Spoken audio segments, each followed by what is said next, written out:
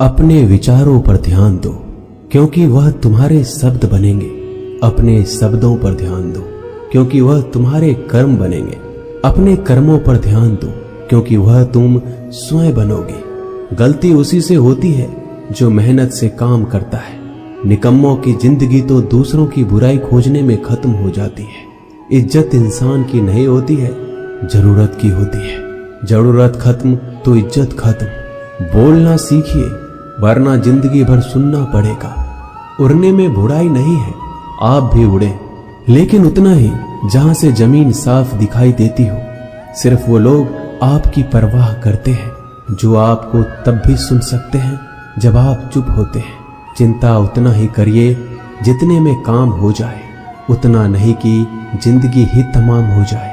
आप अपने शब्दों को चाहे जितनी भी समझदारी से बोलिए, लेकिन सुनने वाला अपनी योग्यता और अपने मन के विचारों के अनुसार उसका मतलब निकालता है। यकीन करो, जो तुम्हें भूल चुका है वो भी याद करेगा, बस उसके मतलब के दिन आने दो। कहानी जिंदगी की यही है कि इसमें मनचाहा किरदार नहीं मिलता। जिंदगी तो अपने दम पर ही जी जाती है। दूसरों के कंधों पे तो सिर्फ जनाजे उठाए जाते हैं। आपकी मुस्कान आपके चेहरे पे भगवान के हस्ताक्षर है। उसे अपने आंसुओं से धुल लें या क्रोध से मिटने ना दें। कोई भी व्यक्ति हमारा मित्र या शत्रु बनकर संसार में नहीं आता। हमारा व्यवहार और शब्द ही लोगों को मित्र और शत्रु बनाता है। जो व्यक्ति हर वक्त दुख का रोना रोता है, उसके द्वार पर खड़ा सुख बाहर से ही लौट जाता है। जिसके पास उम्मीद और आस है, वो जिंदगी के हर इम्तिहान में पास है। हर कोई अपना नहीं होता, और यही सच है। कितने अजीब है ये जमाने के लोग। खिलौना छोड़कर जज्बातों से खेलते हैं। महान दिमाग विचारों की चर्चा करता है, औसत दिमाग घटनाओं की चर्चा करता है, और छोटा दिमाग लोगों की चर्चा करता है। अहंकार ना पालिए जनाब, वक्त के समंदर में कई सिकंदर डूब गए। इन 5 जगहों पर हमेशा चुप रहना सीखिए। पहला, जहां आपके शब्दों की कोई कीमत नहीं। दूसरा, जहां बोलने के बाद आपको पश्चाताप ना करना पड़े। तीसरा, अगर आपके बोलने से किसी का दिल दुखता हो। चौथा, अगर आप गुस्से में हो, क्योंकि इंसान गुस्से में बिना कुछ सोचे समझे कुछ भी बोल देता है।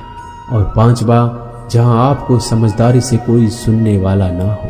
किसी का कष्ट देखकर अगर तुम्हें भी कष्ट होता है तो समझ लेना तुम्हारी आत्मा में परमात्मा विराजमान है। सिर्फ सुकून ढूंढिए, जरूरतें कभी भी पूरी नहीं होती। जिंदगी में सारा झगड़ा ख्वाहिशों का है। ना तो किसी को गम चाहिए, ना किसी को कम चाहिए। जिसके इरादे हमेशा साफ होते हैं, कई बार लोग उसी के खिलाफ होते हैं। जो तुमसे तंग आ जाए उसे छोड़ दो, क्योंकि बोझ बन जाने से याद बनना बेहतर है। झूठ की खरीदारी ज्यादा दिन तक नहीं टिकती। सच एक ही सही अंत तक साथ देता है। किसी इंसान के आज को देखकर उसके भविष्य का मजाक मत उड़ाओ, क्योंकि समय में इतनी शक्ति है कि वो कोयले को भी धीरे धीरे हीरे में बदल देता है। समय जब फैसला करता है तो गवाहों की जरूरत नहीं पड़ती। इंसान का काम तमाम करने वाला शब्द है। कल करूंगा, ना तो अधिक बोलना अच्छा है, ना ही जरूरत से ज्यादा चुप रहना। जैसे बहुत अधिक वर्षा होना भी अच्छी बात नहीं है, और बहुत अधिक धूप भी अच्छी नहीं होती। विचार कीजिए, हमारा जन्म हमारी मर्जी से नहीं होता, ना हमारा मरण हमारी मर्जी से होता है।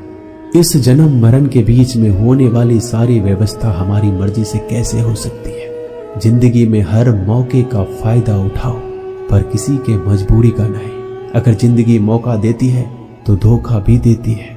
जिंदगी की सबसे अच्छी दवा है जिम्मेदारी। एक बार पी लीजिए साहब, जिंदगी भर थकने नहीं देगी। जीवन में प्रयास सदैव कीजिए। लक्ष्य मिले या अनुभव, दोनों ही अमूल्य है। जिंदगी में तकलीफें तो हवा के झोंकों सी होती है, जो आती है और चली जाती है, पर ये जब जब आती है तो सभी के नकाब उतार कर जाती है। जो आपने सोचा है जरूरी नहीं कि वो मिल जाए, मगर जो भगवान ने सोचा है वो आपको जरूर मिलेगा। इंसान कर्म करने में अपनी मनमानी कर सकता है, मगर फल भोगने में अपना वो होता है जिसके साथ बातें खुलकर की जा सके, ना कि संभल कर। मनुष्य अहंकार और गलतफहमी के कारण महत्वपूर्ण चीजों से दूर रहता है। गलतफहमियां सच नहीं बताती और अहंकार सत्य को देखने नहीं देता।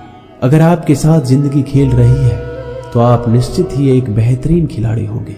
जिंदगी का काम है ठोकर मारना, बिखरना है या निखरना है ये तो आप पर निर्भर करता है। आज तुम्हारे जीवन में कितनी मुसीबतें हैं इससे कोई फर्क नहीं पड़ता। फर्क पड़ता है तो बस इस बात से कि तुम उसका सामना कैसे करते हो। मनुष्य को इस संसार में जो भी मिला है उसमें उसको खुश रहना चाहिए, जो नहीं मिला है उसके लिए दुख नहीं मनाना चाहिए। इंसान ने जितना उसके लिए सोचा है भगवान ने उसके लिए उससे ज्यादा सोच कर रखा है। इसलिए कभी भी किसी चीज के बारे में चिंता मत करो। प्रभु श्री राम ने घर में विरोध सहा है, कान्हा ने भी समाज में बहुत सहा है और यह आपके साथ भी होगा। पर अगर इससे आप ऊपर उठोगे तो ही कुछ नाम बनेगा। दूसरों पर निर्भर रहने वाले लोग कभी खुश नहीं रह पाते। इसलिए इस लायक बनिए कि आपकी इच्छाओं का आप स्वयं पूरा कर सके। एक गांव में आग लग गई। आग बढ़ती जा रही थी। गांव वाले अपनी जान बचाने हेतु इधर उधर भाग रहे थे। एक चिड़िया ने इस दृश्य को देखा और अपनी चोंच में पानी भरकर आग बुझाने का प्रयास करने लगा। वो बार बार अपनी चोंच में पानी लाती और आग पर डालती। जब गांव वाले ने चिड़िया को आग पर पानी डालते देखा तो उनमें भी जोश आ गया और बोला, अगर ये चिड़िया प्रयास कर रही है तो हम क्यों नहीं कर सकते। सबने प्रयास किया और आग बुझ गई। ये सब एक कौवा देख रहा था। उसने चिड़िया से कहा कि तेरे पानी डालने से कुछ होना तो था नहीं, फिर ये क्यों कर रही थी। चिड़िया ने कहा, मेरे पानी डालने से कुछ हुआ या नहीं हुआ, लेकिन मुझे गर्व है कि जब इस आग की बात होगी तो मेरी गिनती आग बुझाने वालों में होगी, तेरी तरह तमाशा देखने वालों में नहीं। एक बार एक किसान अपने खेत में काम कर रहा था। खेत में काम करते करते किसान की घड़ी खो गई। कुछ साल पहले ये घड़ी किसान को उसके पिताजी ने दी थी, इसलिए वो घड़ी उस किसान के लिए बहुत कीमती थी। अब किसान सब काम छोड़कर घड़ी ढूंढने लगा, लेकिन बहुत देर होने के बाद भी वो घड़ी नहीं मिली। तभी किसान ने पास में खेल रहे बच्चों को बुलाया और उनसे कहा, बच्चों, इस खेत में मेरी घड़ी गुम गई है। मैं बहुत देर से घड़ी ढूंढ रहा हूँ। तुम में से जो मेरी घड़ी ढूंढने में मदद करेगा मैं उसे एक इनाम दूंगा। इनाम के उत्साह में सब बच्चे उस घड़ी को ढूंढने में लग गए, लेकिन इतने बड़े खेत में छोटी सी घड़ी ढूंढना बहुत ही मुश्किल काम था। कुछ घंटों बाद सब बच्चे जाने लगे। किसान ने भी अपनी उम्मीद छोड़ दी। वो भी घर जाने की तैयारी कर रहा था। आखिर में एक बच्चा किसान के पास आया और बड़े शान से कहा कि सब बच्चे चले गए, बस मुझे थोड़ी देर और घड़ी ढूंढने दीजिए। किसान ने कहा, ठीक है, मैं कुछ देर बाद आता हूँ, तुम देखो जब तक घड़ी मिलती है या नहीं। किसान जब 20 मिनट बाद आया तब बच्चे के हाथ में घड़ी थी। किसान आश्चर्यचकित हो गया और बच्चे से पूछा कि इतना जल्दी तुमको घड़ी कैसे मिल गई। बच्चे ने कहा, सब जा चुके थे। अब इतनी शांति थी कि मैं धीरे धीरे पूरे खेत में घूमकर आवाज सुनने लगा। जैसे ही शांति में मुझे आवाज सुनाई दी वैसे मुझे पता लग गया कि घड़ी कहाँ पर है। दोस्तों, ये कहानी शांत दिमाग का बहुत ही बढ़िया उदाहरण है। जब हमारा दिमाग शांत होता है हर बड़ी चिंता खत्म हो जाती है और आसपास का शोर भी खत्म हो जाता है, तो हमारा दिमाग अपने आप काम करता है और हमें सही दिशा दिखाता है।